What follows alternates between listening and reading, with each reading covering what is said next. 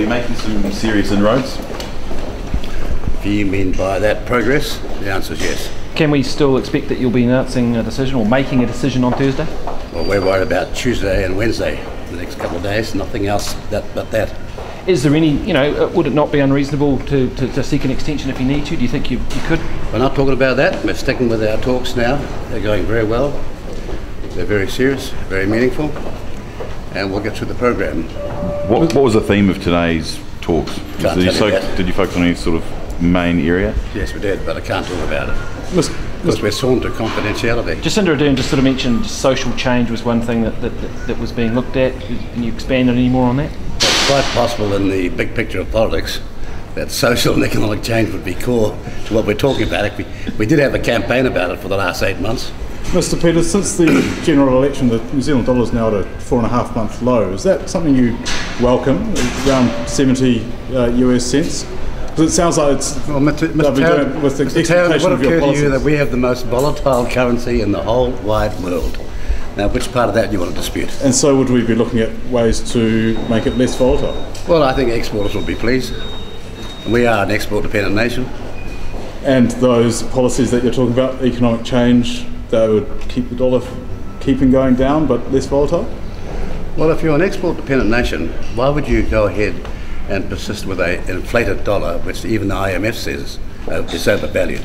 Why would you just ignore all the best advice in the world? But then again, this is not an academic matter. Is it fair to say then that exporters will be pleased by the outcome of these negotiations? No, I'm just answering Mr. Tarrant's question. Have you had a... And the reason why the Overseas Investment Office doesn't know a recent deal done by the ANZ Bank, eh? For the last 8 months.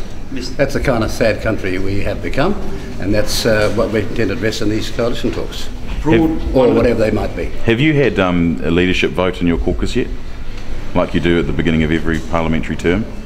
Well, yes, we are going to be having a leadership vote, but not just yet. There's a small matter of the post-election negotiations. Where have you been with? I've been here. Apart from knocking on doors in Auckland where I'm not, when you should be knocking on doors at Whananaki where I was. Do you still live in Whananaki, even though? Yes, I do. I saw you knocking on a door and claiming that I wouldn't answer the door, and I'm at Whananaki and looking at you. Did you see the social change that you didn't you about sneak in through the garage? Was maybe abolishing or a referendum on whether to after you made the knock on the door. A referendum on whether to keep the Maori seats. Now, today is 150 years since the Maori Representation Act. Is a referendum on the Maori seats still something that you would like to see happen? You know full well that we are not talking about the substance of our coalition or whatever arrangements we might have discussions.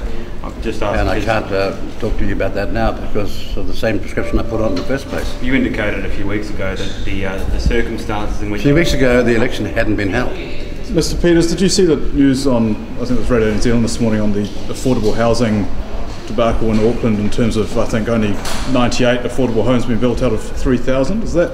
Well, I didn't see it, but I heard it. Do you think that's something that will be tackled now, no matter which way the government goes?